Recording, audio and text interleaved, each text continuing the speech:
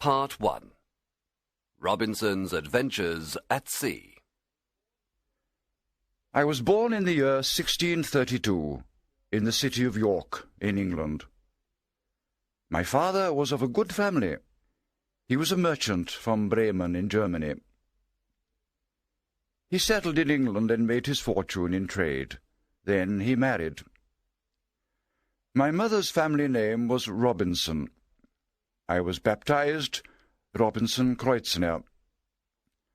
However, in England we were always called Crusoe, so my friends call me Robinson Crusoe. I had two brothers. One became a soldier, and was killed in a battle against the Spaniards. I do not know what happened to my other brother. My father hoped I would study law, but I wanted to go to sea. Although my mother and father did not want me to go, my desire was so strong that I ignored their wishes. My father was a wise and serious man. He said that if I stayed at home, my life would be easy and pleasant. Only desperate men or very fortunate men went abroad, he said. I was neither desperate nor very fortunate. Mine was the middle state, and he thought that the middle state was the best. The poor had a difficult life, and the rich were hated by the poor, said he. In the middle state a man could be happy. Kings often regretted that they were not born in the middle state, and wise men prayed to have neither poverty nor wealth. He said that the greatest misfortunes in life were suffered by the rich and the poor. Only the man in the middle state can live in peace. He said that moderation, quietness, and good health were the conditions of the middle state. He begged me not to abandon this happy condition. He told me that he had begged my brother not to become a soldier for the same reasons. However, my brother had run away to the army, and now he was dead. He said that God would not bless me if I went to sea, and that I would be sorry I had ignored my father's advice. During the last part of his discourse, the tears ran down his face, especially when he spoke of my brother.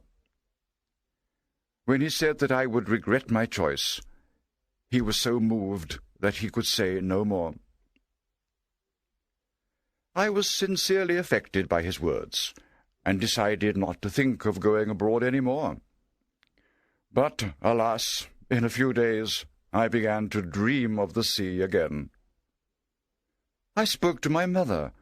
I told her that I still desired to go to sea, and that nothing else would make me happy. I said that I was 18 years old, too old to begin another profession. I asked her to persuade my father to let me go to sea. This made her very angry. She said that it would be useless to speak to my father. If I wanted to ruin myself, she said, there was nothing she or my father could do to stop me. However, they would never agree to it. A year later, I ran off to sea. This is how it happened. One day I went to the port of Hull. A friend of mine was going by sea to London in his father's ship. He asked me to go with him. Since it would cost me nothing, I decided to go, without even telling my mother and father. Thus, on the 1st of September, 1651, I went on board a ship for the first time.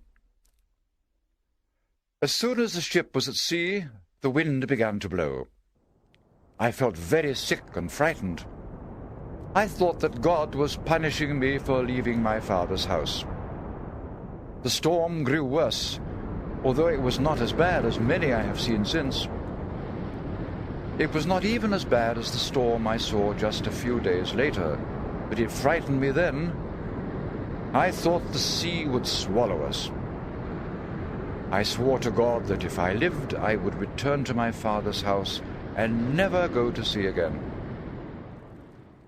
The next day the sea grew calm and the sun shone. I no longer felt sick or frightened. My friend said, "Well, Bob, how do you feel? Were you afraid?" "It was a terrible storm," said I. "Do you call that a storm?" said he. "That was nothing. Let's drink some rum and forget about it." We drank the rum, and I forgot my promise to God. A few days later, there was a really terrible storm. The waves were as high as mountains. I was very frightened. I felt sorry that I had forgotten my promise to God. The sailors began to cry out that the ship would founder. Fortunately, I did not know what the word founder meant. I saw the captain and some others praying to God. At last we were rescued by a boat from another ship. As we escaped, we saw our own ship go down.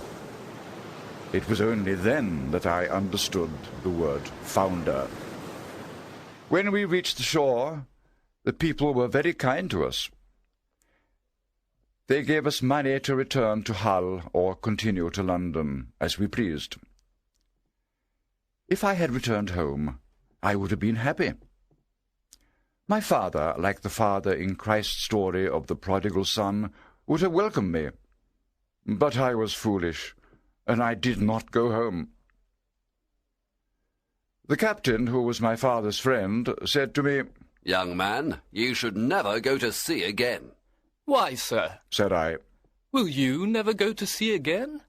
"That is different," said the captain. "The sea is my profession. It is my duty to go to sea. But you made this voyage to see if you liked it. God has shown you that the sea is not for you. Perhaps that is why my ship foundered.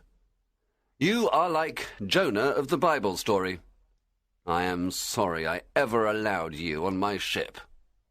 I went to London by land. How unwise young people are! They are not afraid to sin, but they are afraid to seem foolish. I signed up for a voyage to Africa. I should have signed up as a sailor. I could have learnt the sailor's profession. In time, I might even have become a captain. However, I always made the worst choice, and I chose to go to sea as a gentleman. Therefore, I had no duties on the ship, and I had no chance of learning to be a sailor. I met the captain of a ship that had been on the coast of Africa. He had made good profits from the voyage, and was eager to go again. He asked me to go with him as his companion. He said that I need not pay for the voyage. If I had any money, he said, he would show me how to make a profit in trade. I accepted the offer, and became friends with the captain, who was a good and honest man. Following the captain's advice, I spent about £40 on things of little value. These I could trade for gold on the coast of Africa. The voyage was a great success for me. Indeed, it was my only successful voyage.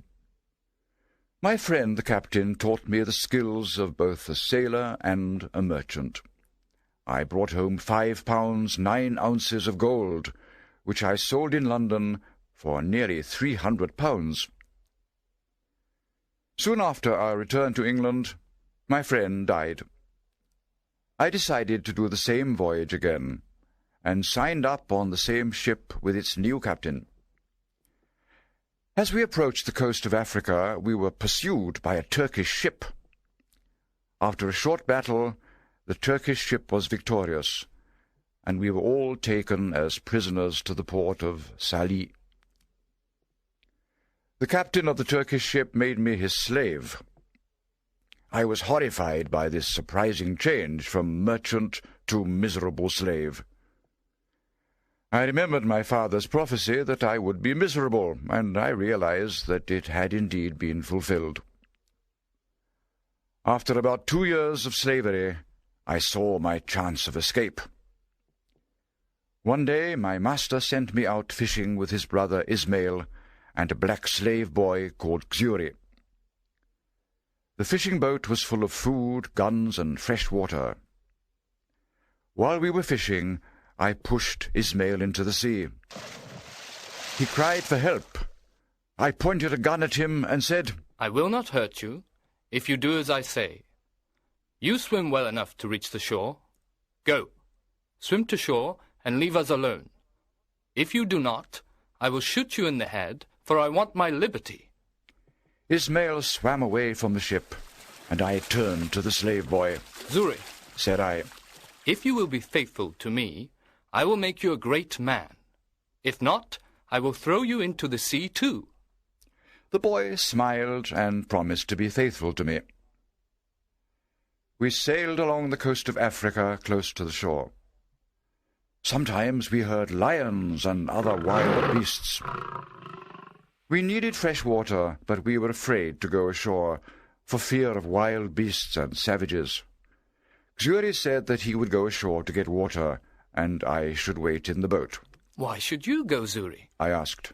Why should I not go, and you wait in the boat? Xuri replied in words that made me love him ever after. If wild men come, they will eat me, and you will escape. Well, Zuri, I said. we will both go. If wild men come, we will kill them, and they will eat neither of us. We went ashore and got fresh water. As we were returning to the boat, we saw a lion on the beach. I aimed my gun and shot. Xuri and I took the skin off the lion, for I thought it might be of some value.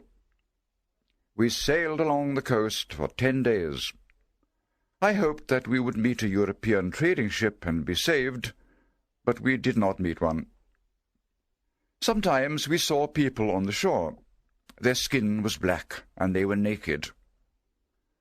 Once I thought of going ashore to meet them, but Xuri advised against it. I made signs to them that we needed food. They brought meat and grain and left it on the beach for us. I made signs to thank them, but had nothing to give them in payment. However, we soon had the chance to do them a great service. Just as we reached our boat, a leopard came running down from the mountain towards the beach. I shot it dead. The Negroes were amazed and terrified by the sound of my gun. When they saw that the leopard was dead, they approached him. They wished to eat the flesh of this animal. I made signs to tell them that they could have him, and they began cutting him up. They cut off his skin and gave it to me. Leaving my friendly Negroes, I sailed on for 11 days. As we approached Cape Verde, Xuri cried out, Master, a ship! I saw that it was a Portuguese ship. I sailed towards it, and in 3 hours I reached it. The men on the ship asked who I was. When I told them my story, they were very kind.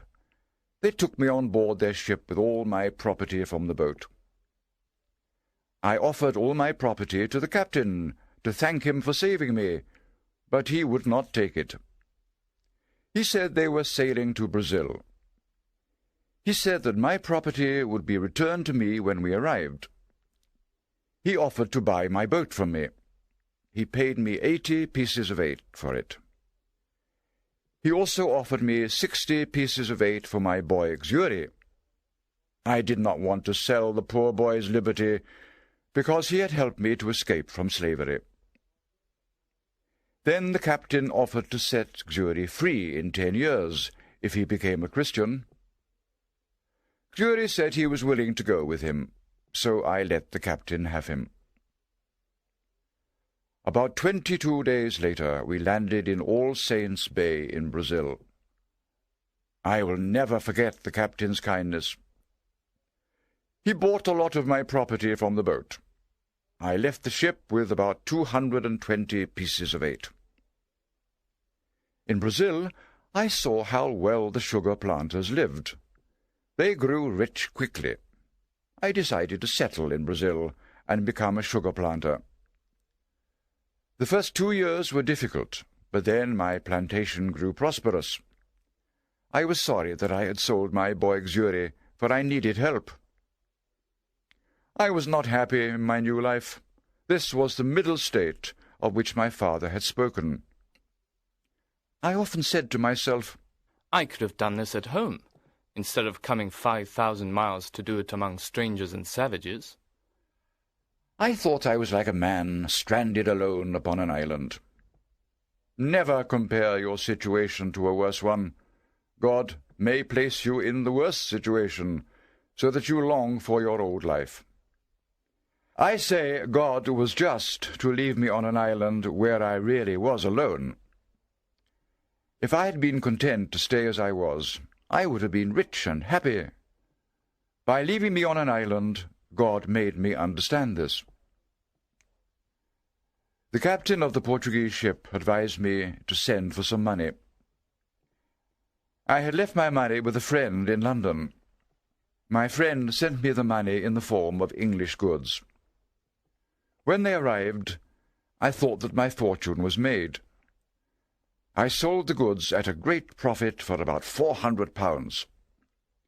As soon as I got this money, I bought myself a Negro slave. After 4 years, I had learnt the language and made some friends among my fellow planters. I told them of the trade in Negro slaves on the African coast. If a merchant takes knives, hatchets, and other things of little value, I said, he can easily trade them for gold and Negro slaves. They listened very attentively, especially to the part about buying slaves. There were very few slaves in Brazil at the time, and they cost a lot of money. 3 planters came to me the next morning. They said they planned to buy a ship and sail to the African coast to buy slaves.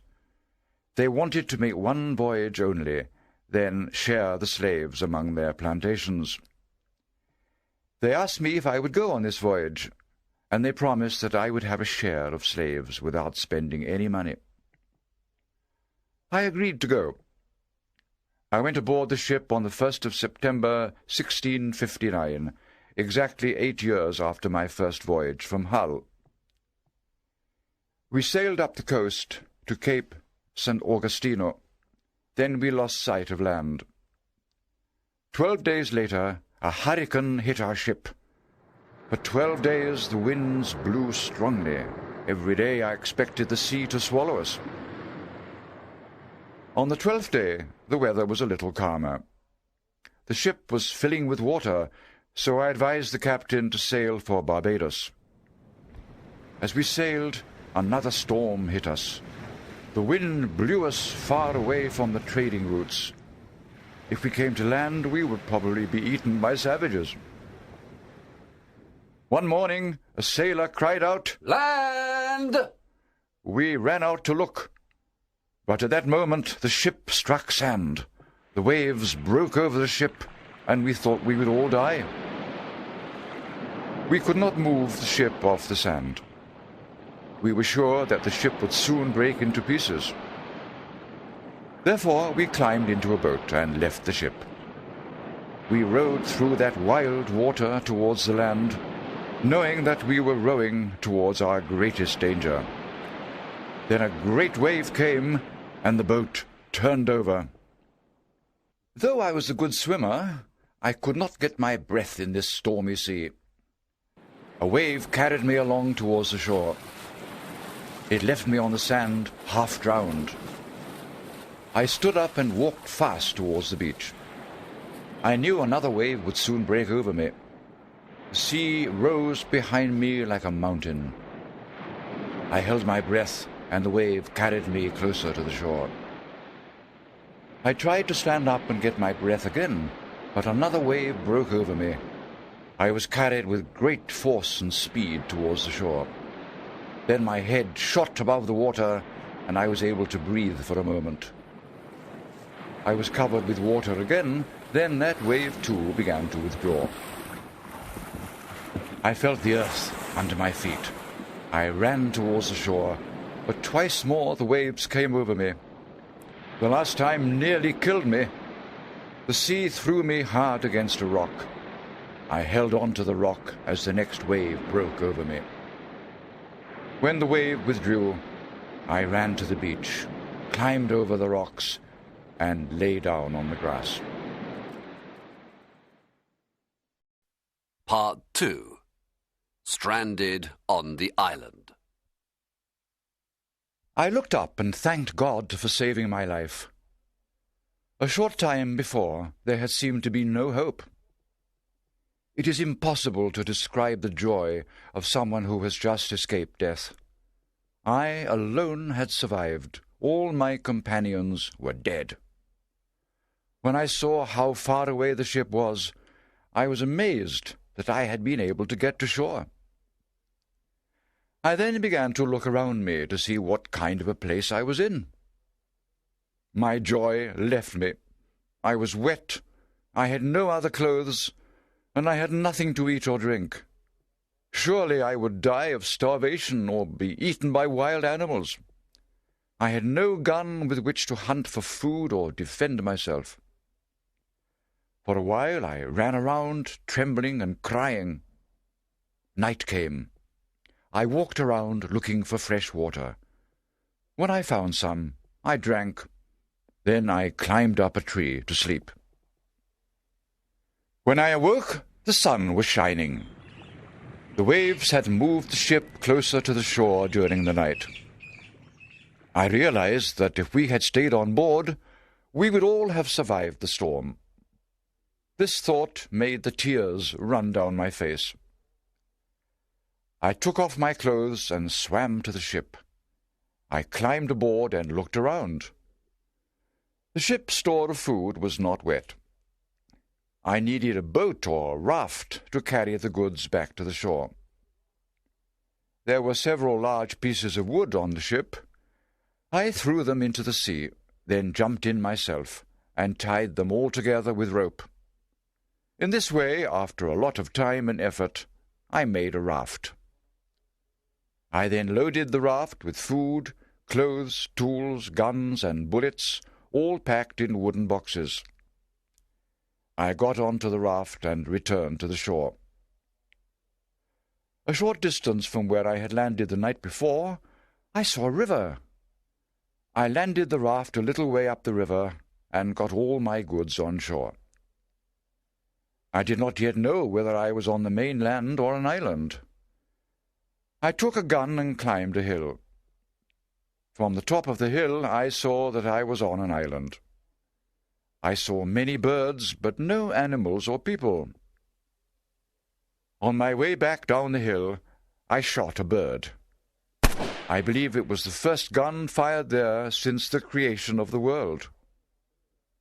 At the sound, thousands of birds rose screaming into the air. That evening I set wooden boards and boxes around me to protect me as I slept. The next day I returned to the ship.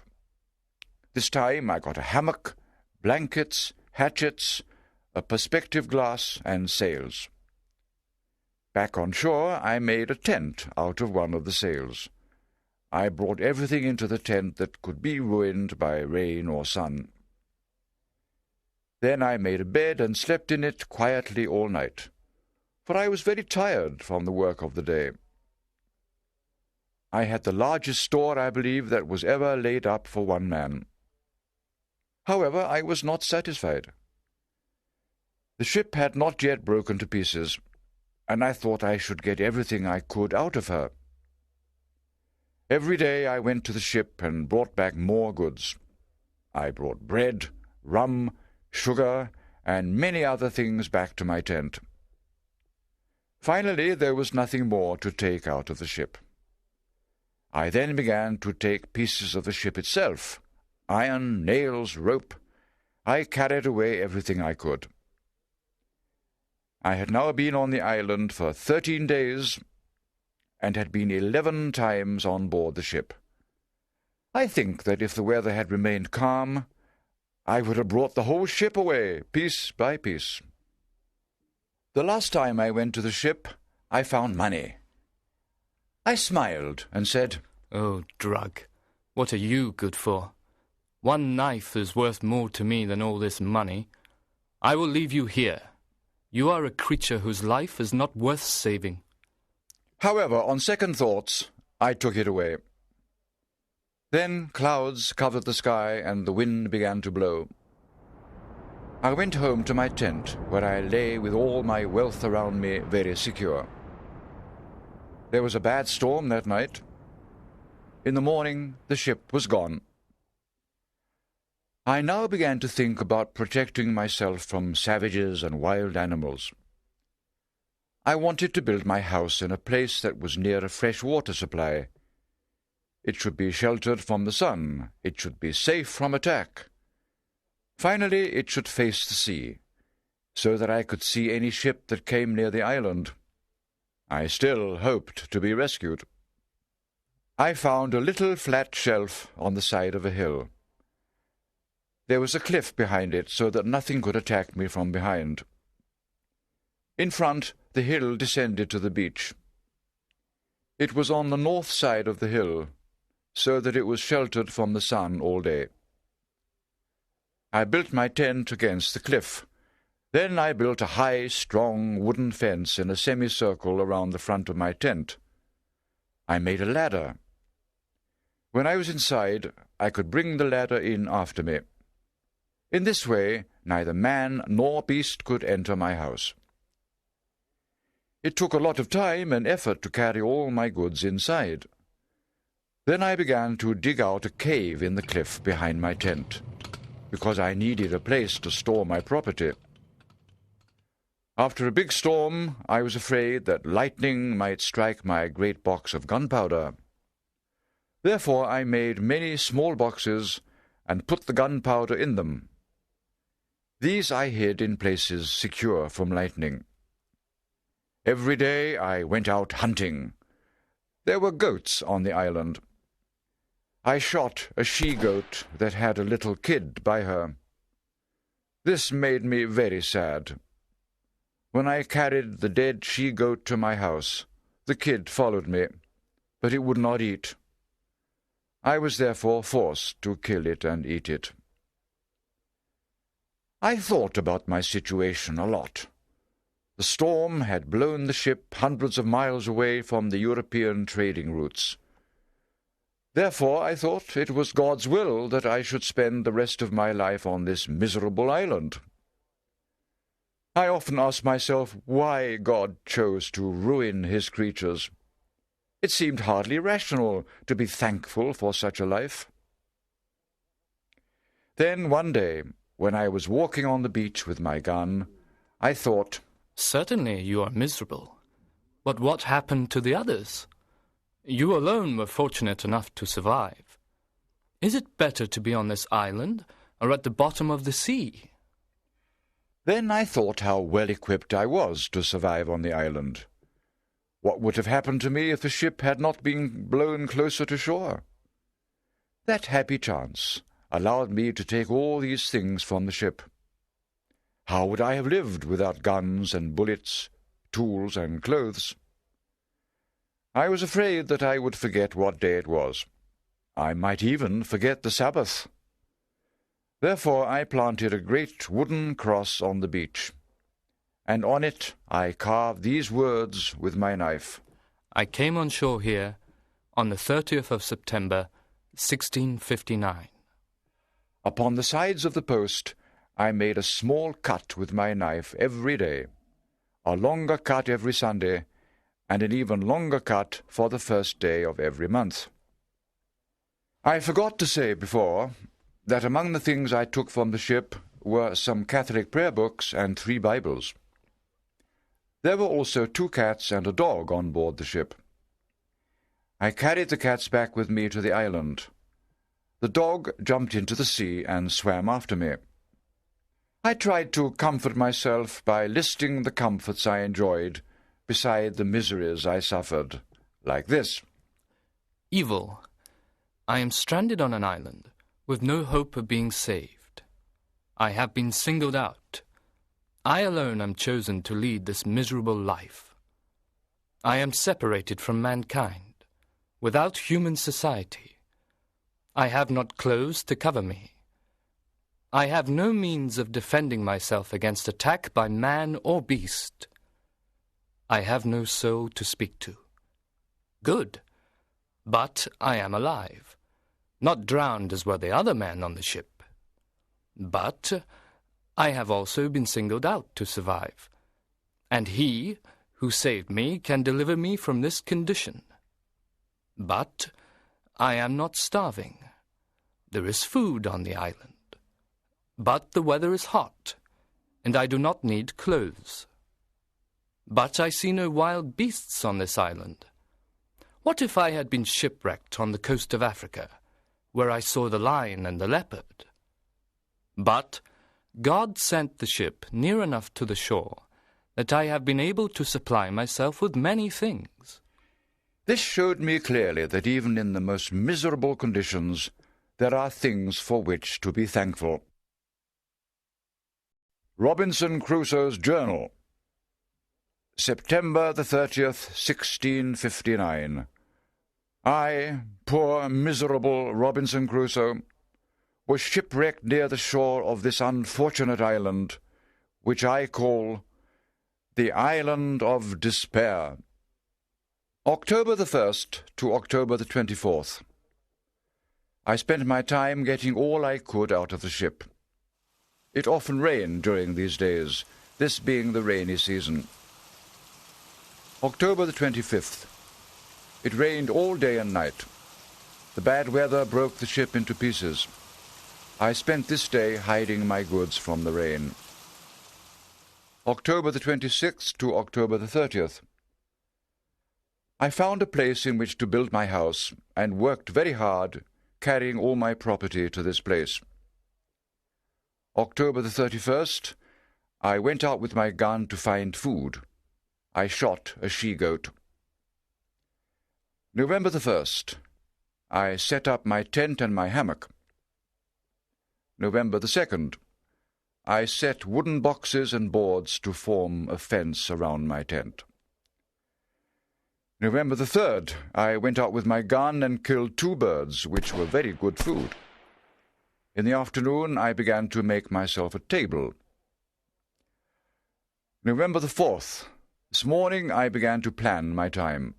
Every morning after this I walked out with my gun for 2 or 3 hours, if it did not rain. I worked until about 11 o'clock. Then I ate. From 12 to 2, when it was very hot, I slept. In the evening I worked again. November the 5th. This day I went out with my gun and my dog. I killed a wild cat. Her skin was soft, but I could not eat the meat. I skinned every creature that I killed, and kept the skin.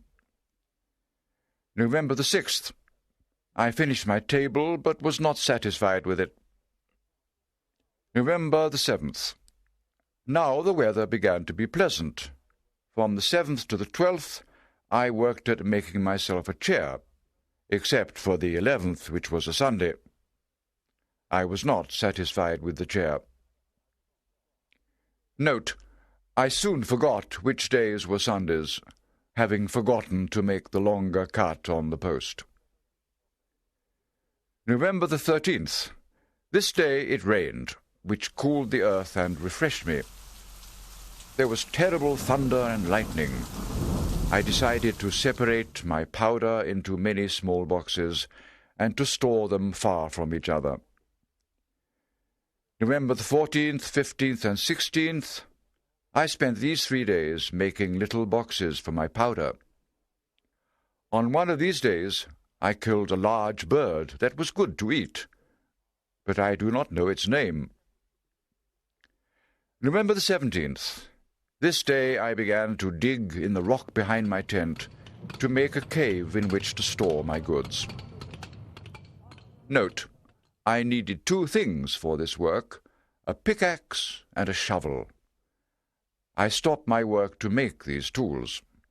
I made a pickaxe out of the pieces of iron I had taken from the ship, but I had no idea how to make a shovel. November the 18th. In the woods I found an iron tree, so called because its wood is very hard. With great difficulty I cut a piece of this wood, carried it home, and carved it into the form of a shovel, The making of these tools took me 4 days. November the 23rd. I began work on the cave again, and worked for 18 days. At the end of that time, the cave was large enough to hold all my goods. December the 10th. Just when I had finished my cave, the roof fell in. This frightened me. If I had been inside at the time, I would have been killed. I carried out all the fallen earth and built props to hold up the roof so that it would not fall down again. December the 17th. From this day to the 27th, I built shelves. December the 20th. I carried all my property into the cave and put everything in order. December the 24th. It rained all day and night, so that I could not go out. December the 25th. Rain all day. December the 26th. No rain. The earth was much cooler than before. December the 27th. I killed a young goat and shot another in the leg. I led the wounded goat home and took care of it. It lived and grew tame. It ate the grass around my house and would not go away. This gave me the idea of breeding the goats, so that they would grow up tame and provide me with food when my gunpowder was finished. January the 3rd to April the 14th. I built a fence around my house. I cut branches from trees and planted them deep in the ground. After a while they began to grow, so that my fence looked like a natural thing. Part 3. Lord of the Island. One day I found among my goods a little bag that had once held grain on board our ship. I decided to use it to store my powder, so I shook it out near the rock outside my house. Soon afterwards the rains came. A month later I saw some young plants growing there. I had forgotten all about the grain bag. When the plants grew, I was surprised to see that some were our English barley, and others were rice. Up to this point I had very little idea of religion. I thought of everything that had happened to me as chance. When I saw English barley growing there, I thought it was a miracle. God had made it grow there to comfort me. This thought brought tears to my eyes. Then I remembered shaking out the bag in that place just before the rains came. This calmed my mind. I thought the grain had grown there by chance, and so I felt less thankful to God. But I should have been thankful anyway, because the chance of grain growing there was very small. By chance, 10 or 12 grains of barley and rice had remained in the bottom of the bag. By chance, I had shaken out the bag in the shade of the rock, where it was protected from the sun. I carefully saved the grain to plant again, hoping to grow enough to supply me with bread. April the 16th. I finished my ladder. With this I could climb over the fence. The fence was now thick and high. From outside, the house could not be seen. At last I was safe from attack by man or beast. The next day the earth came falling down from the roof of my cave and the hill above it. I thought that my cave was falling in, as it had done before. I climbed the fence for fear of being buried alive. Once outside, I realized that it was an earthquake. I was terrified that the hill would fall upon my tent and bury all my goods. I sat on the ground feeling miserable. The wind rose and there was a great storm. It lasted about 3 hours. At that time I sat on the ground, terrified and miserable, but I never had one serious religious thought. 2 hours later the air and sea were calm and it began to rain. I realized that the storm had been the result of the earthquake, and that the earthquake was now over. I went in and sat in my tent. June the 16th. On the beach at the other side of the island, I found a large turtle.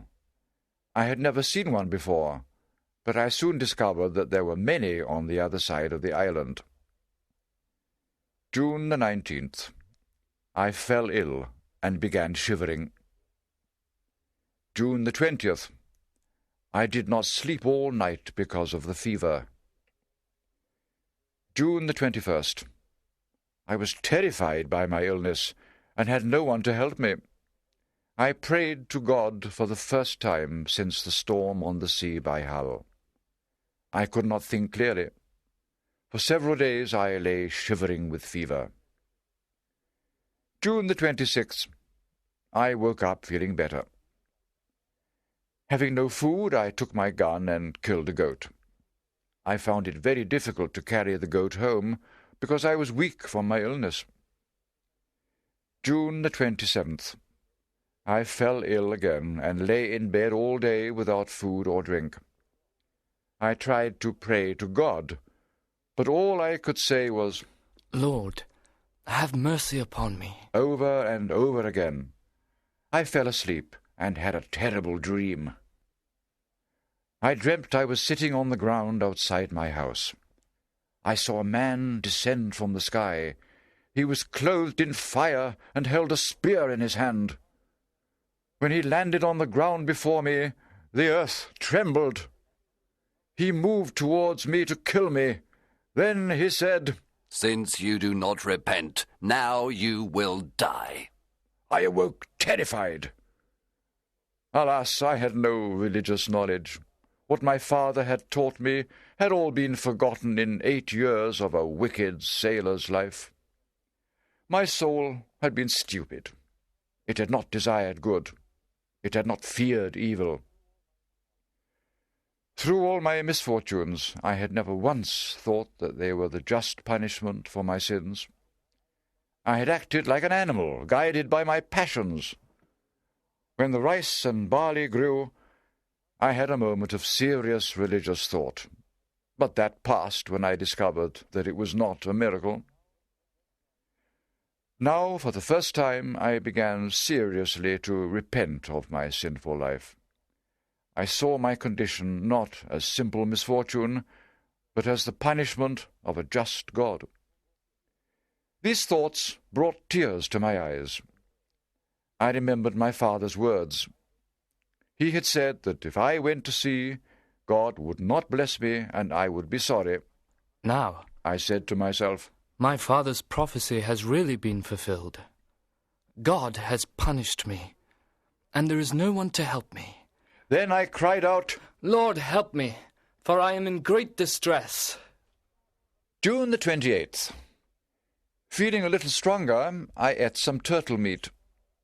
This was the first time in my life I asked God's blessing on what I ate.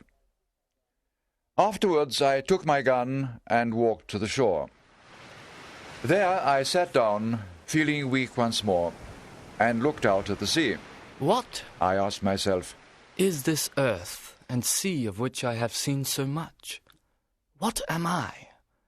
What are men and beasts? Where do we come from? Surely we are made by the same secret power that formed the earth and sea. Who is that? The answer was clear. God made it all. Then I thought, if God made all these things, he must also guide them all. Nothing can happen in creation without his knowledge. Therefore, he knows that I am here in this miserable condition, and he meant these things to happen to me. Why has God done this to me? I asked myself. But then I remembered my wicked life, and I said to myself, why do you ask why God has done this to you? Ask instead why you were not killed long ago. Sadly disturbed by these thoughts, I went to my chest to look for some tobacco. There I also found the Bibles I had taken from the ship. I took one of the Bibles and began to read. The first words I saw were these: call on me in the day of trouble, and I will deliver you, and you will praise me The words were very relevant to my situation, and I often thought about them afterwards. Before going to bed, I knelt down and prayed to God. I asked him to fulfill the promise of the Bible and deliver me. I had taken rum and tobacco, so I fell asleep, and did not wake up until about 3 in the afternoon of the next day. When I awoke, I was refreshed and cheerful. July the 3rd. I thought often about the words in the Bible, "will deliver you," but it seemed impossible that I should escape from the island. Then suddenly I said to myself, "But I have been delivered from my illness." God had delivered me, but I had not praised him. Instead of thanking him for saving my life, I had thought only of escaping from the island. July the 4th. I began to read the Bible seriously. I decided to read a little every morning and every night. Now I understood the words, "Call on me, and I will deliver you," in a different way. Before I had asked to be delivered from my island prison. Now I asked to be delivered from the guilt of my sinful past. Deliverance from sin is a far greater blessing than deliverance from misery. My mind was now calm and comforted. I had been on this unhappy island for more than 10 months. I believed that no human being had ever come here before. I was lord of the whole island. If I liked, I could call myself king or emperor. I had enough wood to build 20 ships, enough food for an army. However, if I could not use it, it was of no value to me. I had enough to eat, so the rest was useless. I would have gladly given all my money for a little ink, because it would have been useful. My life was now much easier than before. I thought much more about the blessings of my present life, and much less about its misfortunes. My ink had been gone for some time. My clothes were all worn out. I made new clothes for myself from the skins of the goats I killed. This was very slow and difficult work, since I had no needle. The weather was so hot that I could have gone naked. However, I did not want to go naked, even though there was no one to see me. I could not go naked because the sun was so strong that it would burn my skin. I therefore made myself clothes, a hat, and even an umbrella. I tried to make a boat or canoe with which to escape from the island, for on a clear day I could see the mainland. It took me a long time to build the canoe. When it was finished, it was too big for me to move. I could not get it to the shore, and so I left it where I had built it. Later I made a smaller boat, but this was not large enough to take me to the mainland. I used it to sail around my island. My life continued in this way for many years. It was an orderly life, filled with work and the praise of God. I was not unhappy. I was king of my island. My subjects were the goats, the dog, the cats, and some parrots I had tamed. There were no rebels among my subjects. One day, around noon, something happened that changed my life on the island. I found the print of a man's naked foot on the beach. I stood and looked at the footprint in amazement. I looked around me, but saw nothing.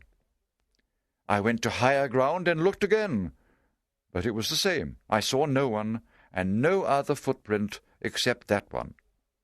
I was terrified, and went home to hide myself. At first I thought it must have been the footprint of the devil, for how could a human being have come to this place? I then began to think the print was left by savages from the mainland. They must have come in canoes and left again. I was very thankful that they had not seen my boat. How strange is the life of man! Today we desire what tomorrow we fear. For years I had desired human society.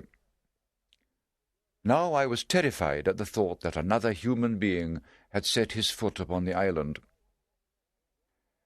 I thought again of the words in the Bible, "Call upon me in the day of trouble, and I will deliver you, and you will praise me." I prayed to God to deliver me from danger. Afterwards, I opened my Bible and read, "Wait on the Lord, and be of good cheer, and he shall strengthen your heart." Although these words comforted me, I was still afraid. Fear of danger is 10,000 times more terrifying than danger itself. I no longer trusted in God as I had before. If I had kept my trust in God, I would have been more cheerful in this new distress.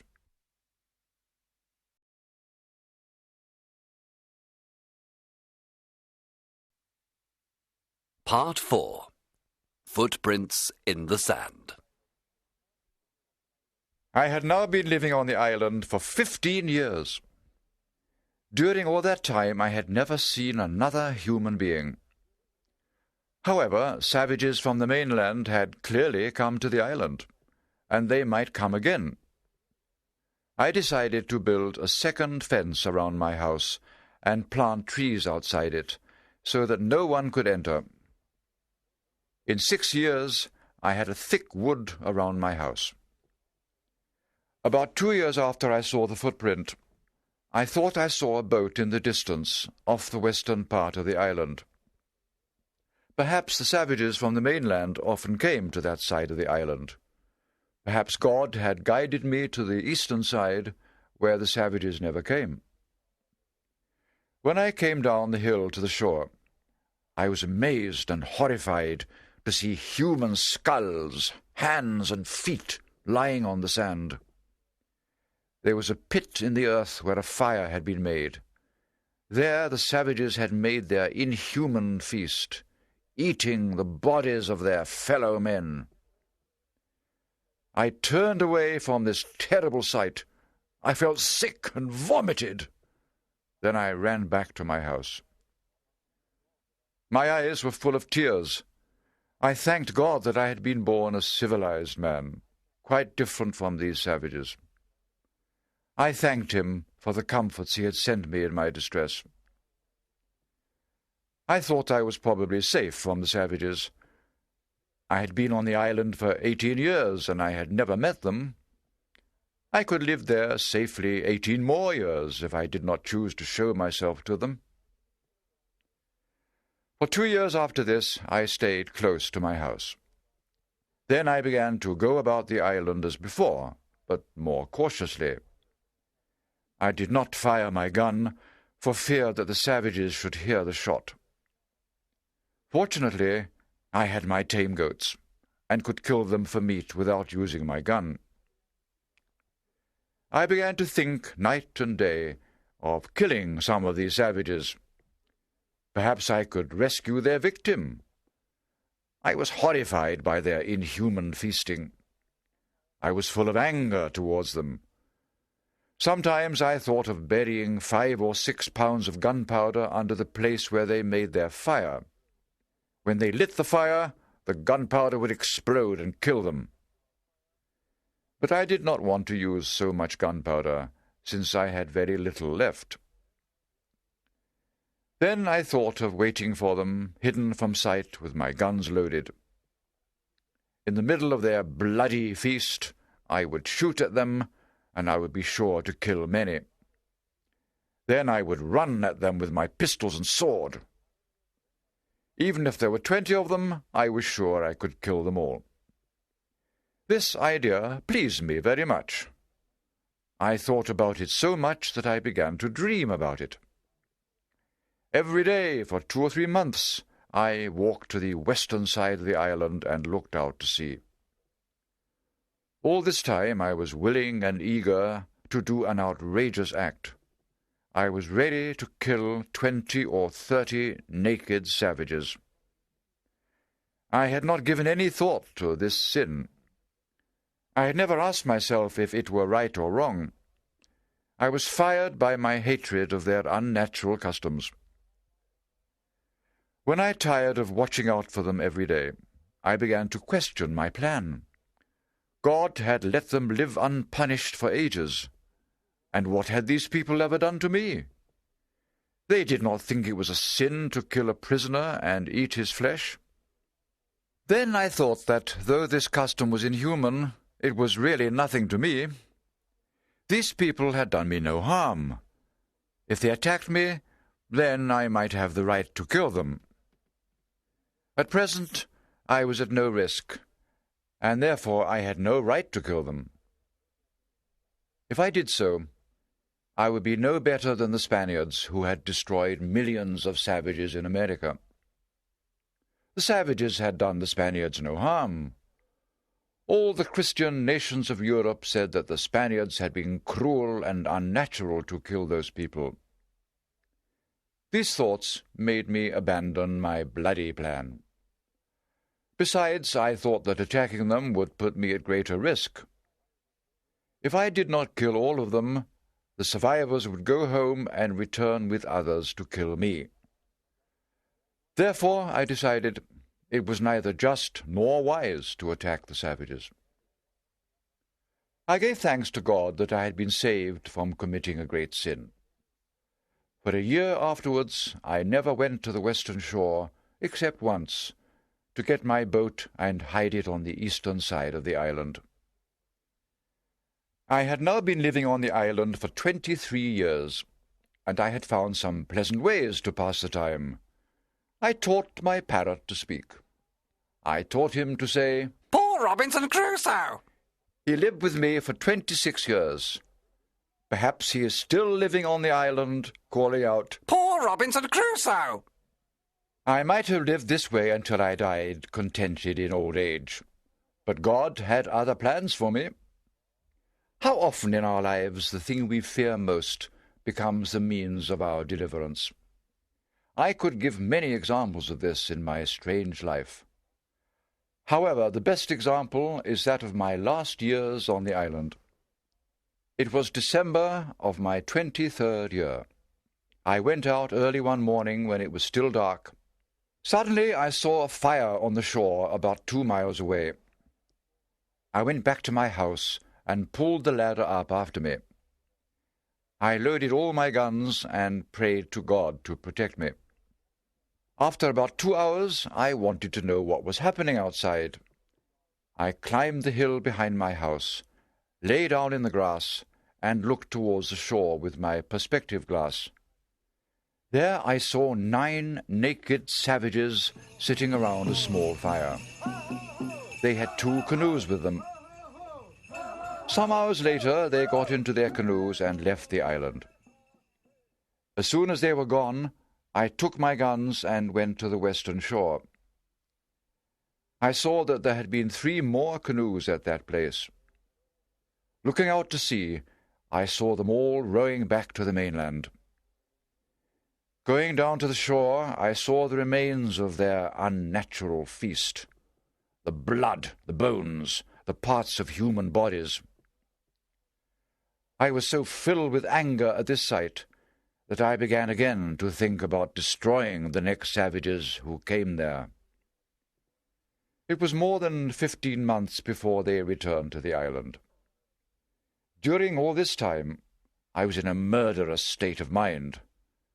I did not think that if I killed these savages, I would have to also kill the next ones who came, and the next, and the next.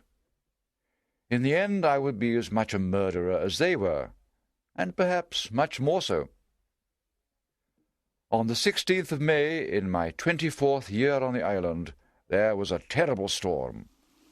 I was reading the Bible and thinking about my condition.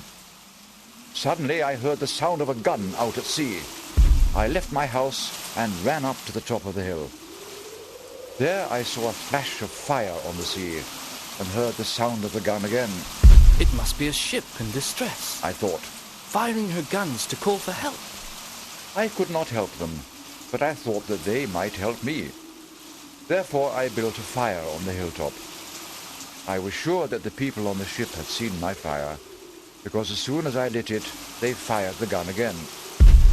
The next morning I saw that the ship was wrecked. Perhaps the people on board were all dead, or perhaps they had escaped in a boat and been blown away from the island towards the open sea. If so, they would die of starvation. Even now they might be thinking of eating one another. I was thankful that God had chosen to save me alone out of all those who had been drowned in this sea.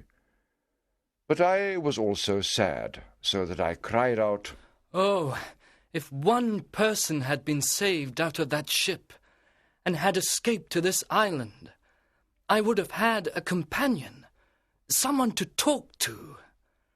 In all my time on the island, I never had so strong a desire for human society. I was in great distress. "Oh, if just one had been saved," I cried over and over again, but it was not to be.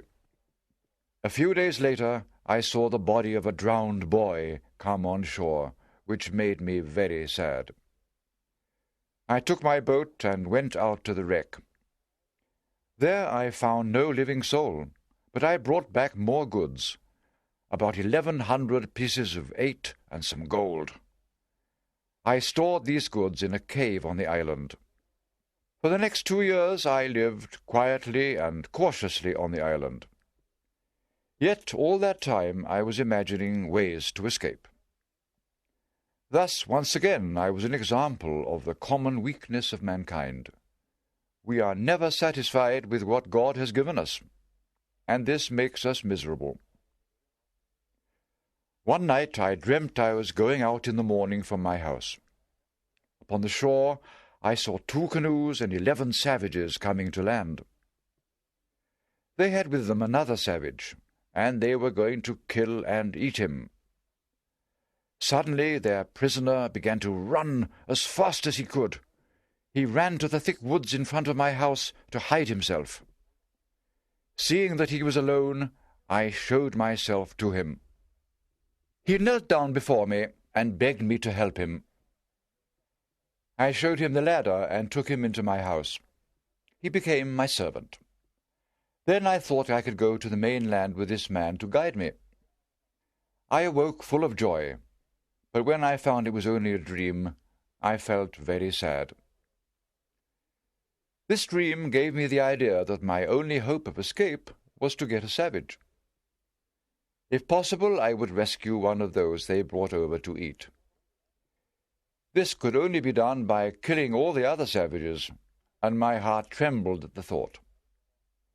However, my desire to escape was so strong that finally I decided to watch out for the savages again. For about 1.5 years I watched.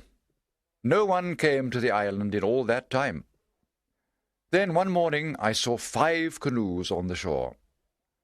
I climbed the hill, hid myself in the grass, and watched them with my perspective glass. There were about 30 of them. They had built a fire and were dancing around it. As I watched, they brought 2 prisoners from the boats to be killed. One of the prisoners fell down, and the savages began cutting him up for their feast. At that moment, the other prisoner began to run. He ran with amazing speed along the shore towards my house. I was terribly frightened when I saw him running towards me. I thought that all the others would follow him. My dream seemed to be coming true. When I saw that only 3 men were pursuing him, I felt less frightened. The prisoner came to the river, jumped in, and swam across. When his pursuers came to the river, one of them stopped and turned back, for clearly he could not swim. The others swam across the river, but not so quickly as the prisoner had done. I thought that God was calling me to save this poor creature's life. I thought that by saving his life I would get a servant and perhaps a companion. I took my guns and ran down to the shore. I cried out to the prisoner. At first he was frightened of me. Slowly I walked towards the two who followed. I hit the first one with my gun.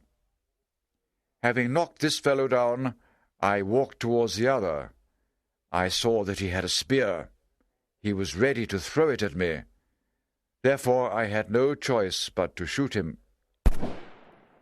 Though he saw that both his enemies had fallen, the poor savage was frightened by the sound of my gun. I called to him and made encouraging signs. The poor creature was trembling. He walked towards me slowly. When he came close to me, he knelt on the ground and kissed the earth. He then put his head upon the ground. He took my foot and placed it upon his head. I helped him to his feet and encouraged him. The savage I had knocked down now began to move. I pointed to him to show my savage that his enemy was not dead. My savage spoke some words to me. I did not understand them, but I enjoyed listening to them.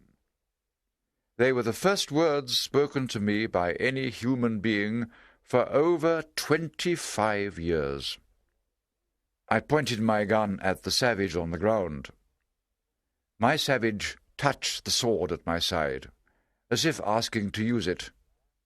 I gave it to him, and he ran to his enemy and cut off his head with one blow. When he had done this, he came back to me, laughing, and gave me my sword. Then he buried the bodies in the sand. Afterwards I took my savage to my cave and gave him food and water.